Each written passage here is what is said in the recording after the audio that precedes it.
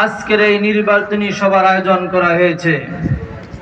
আজকের এই নির্বাচনী সভায় প্রধান অতিথি হিসেবে উপস্থিত থাকবেন বাংলাদেশের আধ্যাত্মিক রাহবার, জাতীয় নেতা, ইসলামী আন্দোলন বাংলাদেশের আমির পীর সাহেব চরমনাই।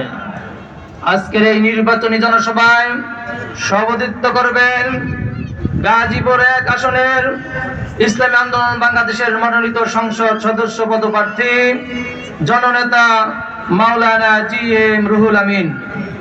সম্মানিত উপস্থিতি, বিগত ৫৪ বছর আমরা অনেক বন্দোবস্ত দেখেছি, অনেক দলের শাসন দেখেছি, যারা আমাদেরকে শাসনের নামে শোষণ করেছে, এদেশের টাকা বিদেশে পাচার করেছে, বারবার দুর্নীতিতে দেশকে চ্যাম্পিয়ন করেছে।